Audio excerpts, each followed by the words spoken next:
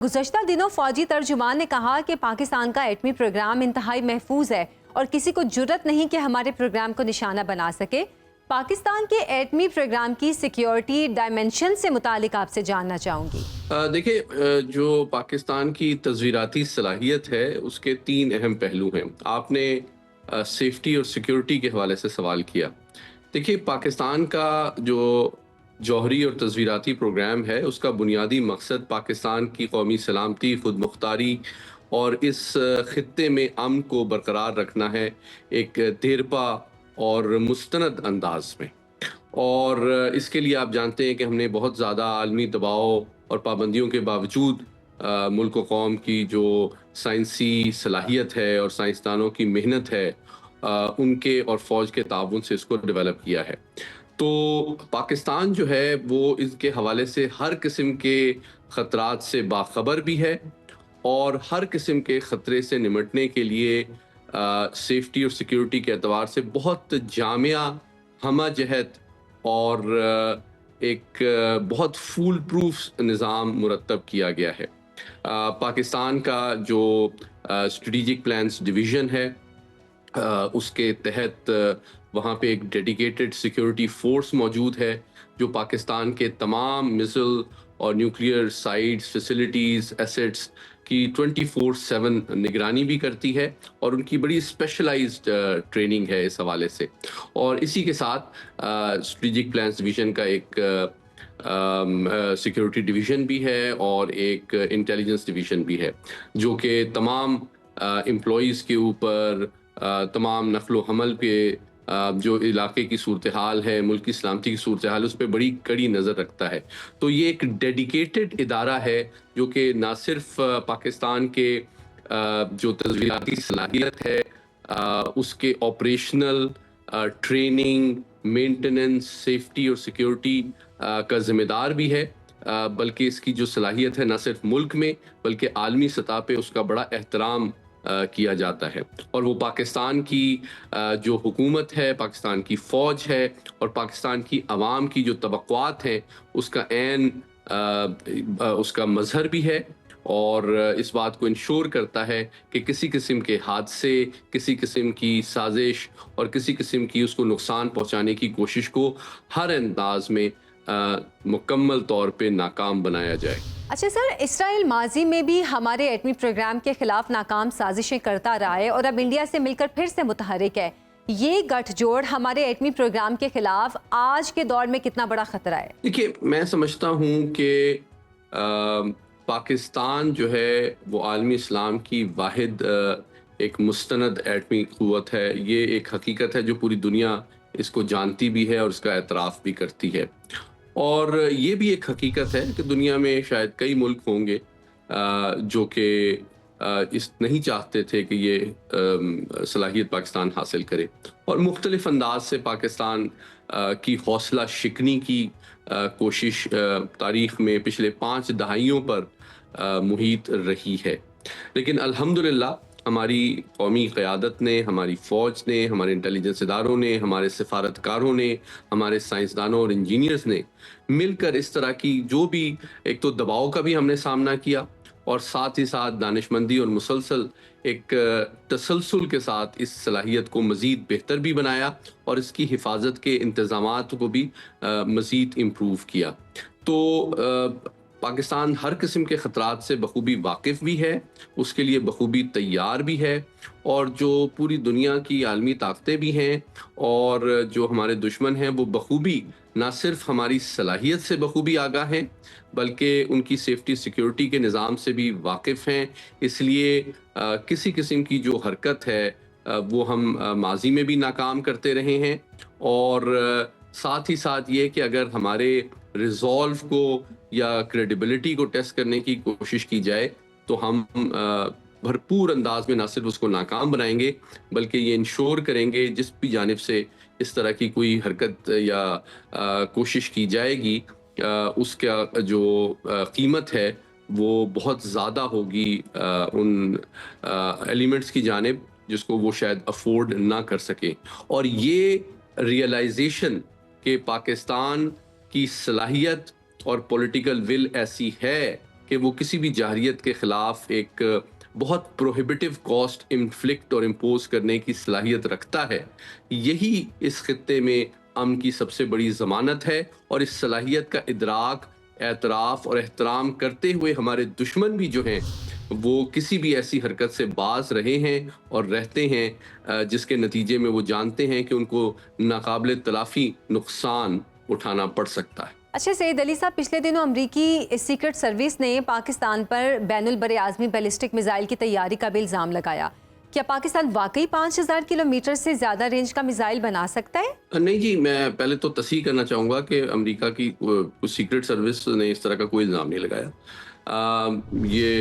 میں اس کی تصحیح کرنا چاہوں گا۔ امریکہ کے 18 سے 19 ڈفرینٹ انٹیلیجنس ایجنسیز ہیں، اور سابق حکومت میں بائیڈن ایڈمنسٹریشن کے جو ڈپٹی نیشنل سیکورٹی ایڈوائزر تھے، انہوں نے اس حوالے سے البتہ ایک غیر محتاط اور غیر ذمہ دارانہ اسٹیٹمنٹ دی تھی، جس کو میں نے خاص طور پہ بہت زمینی حقائق اور ٹیکنیکل ثبوتوں کے ساتھ اس کی نفی کی تھی، اور اس کی 3 بنیادی وجوہات ہیں۔ یہ اس طرح کی جو بیانیے گھڑے جاتے ہیں، ان کا مقصد جو ہے بھارتی انٹیلیجنس اور حکومت کی یہ کوشش ہوتی ہے کہ پاکستان کی تصویراتی صلاحیت کے حوالے سے دنیا میں شکوک و شبہات اور غلط فہمیاں پیدا کی جائیں، جس کے نتیجے میں پاکستان اور عالمی طاقتوں کے جو بہتر ہوتے ہوئے رواسم ہیں ان پر ایک منفی اثر ڈالا جا سکے۔ تو پاکستان کا جو تصویراتی صلاحیت، خصوصاً جو میزل کیپیبلٹی ہے، وہ ہم بارہا اس کا اعادہ کر چکے ہیں کہ وہ جنوبی ایشیا میں امن کے قیام کی ضمانت ہے، اور جنوبی ایشیا میں خصوصاً ہمارے مشرقی ہمسائے کی جانب سے کسی بھی جارحیت کا سدباب کرنے یا اس کو ناکام بنانے کے لیے ہمارے قوم کے عزم کا ایک عملی اظہار ہے۔ تو پہلی بات یہ ہے کہ امریکہ کے ساتھ ہمارے رواسم جو ہیں وہ 3 اعتبار سے بڑے اہم ہیں، ہماری قومی سلامتی کے لیے، خارجہ پالیسی کے لیے، قومی معیشت کے لیے۔ اور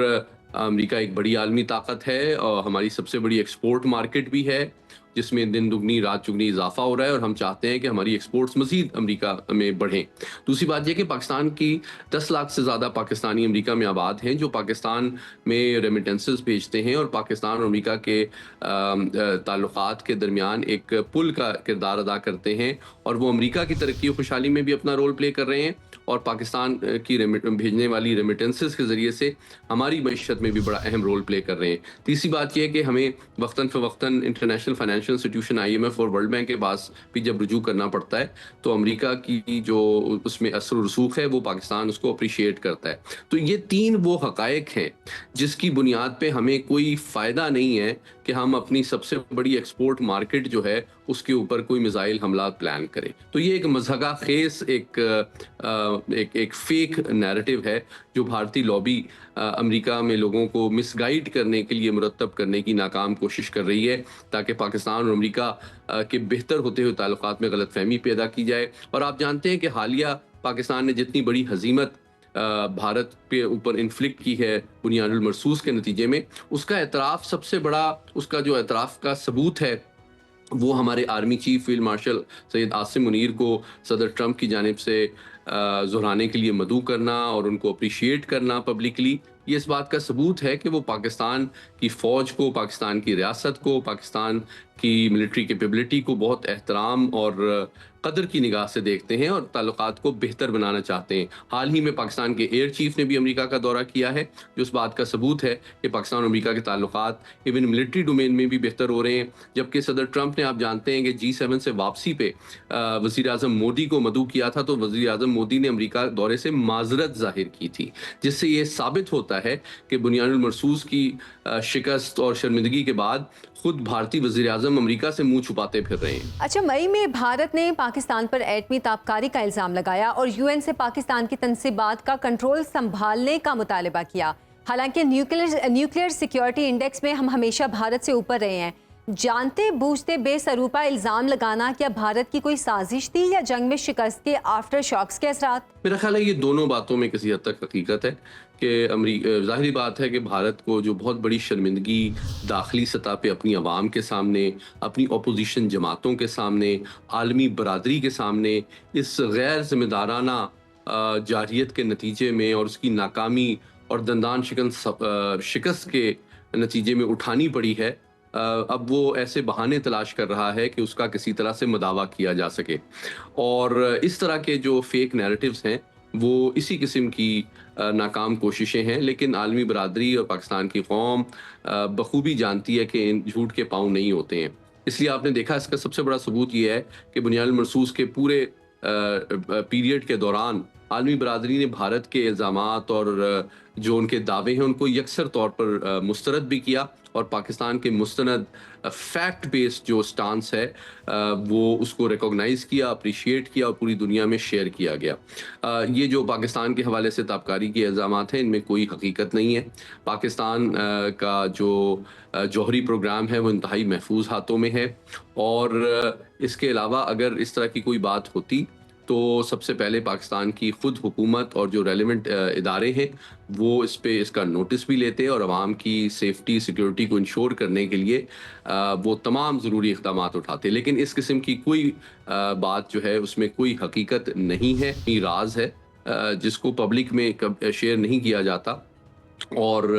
ان کو نشانہ بنانا یا ڈھونڈنا ہی بھارت کے لیے بہت مشکل ہے، لیٹ الون کہ وہ اس کی تباہی کا دعویٰ کرے، اور وہ انتہائی محفوظ بھی ہیں۔ اور دوسری بات یہ کہ اگر ایسا ہوتا تو جو پاکستان کی جوابی کارروائی ہے وہ بھارت اس کا متحمل نہیں ہو سکتا تھا۔ ہاں، البتہ یہ ضرور ہے اور عین ممکن ہے کہ بھارت کی جو 2 میزائل سٹوریج سائٹس، خصوصاً جہاں پہ براہموس کو سٹور کیا جاتا ہے تیار کرنے کے بعد، ان کو جو پاکستان نے کامیابی سے نشانہ بنایا، اس سے توجہ ہٹانے اور اس خجالت کو کم کرنے کے لیے عین ممکن ہے کہ یہ فیک نیریٹو بھارتی میڈیا پروموٹ کرنے کی کوشش کر رہا ہو۔ بہت شکریہ سید محمد علی صاحب۔ ناظرین، پاکستان سے جنگ میں شکست پر بھارتی اسلحہ عالمی مارکیٹ میں اپنا اعتبار کھو چکا ہے۔ برازیل نے بھارت سے آکاش میزائل سسٹم کی خریداری کا معاہدہ روک دیا ہے اور یورپی ملک کے میزائل سسٹم کی خریداری کو ترجیح دینے کا فیصلہ کیا ہے۔ برازیل اور بھارت کے درمیان میزائل سسٹم کی خریداری کا معاہدہ $5 ارب سے زیادہ مالیت کا ہے، جسے برقرار رکھنے کے لیے بھارتی وزیر اعظم کی برازیلین صدر سے خصوصی ملاقات بھی بے نتیجہ رہی۔ لگتا ہے کہ صرف بھارتی ہتھیار ہی نہیں بلکہ بھارتی لیڈر بھی اپنا اعتبار کھو چکے ہیں۔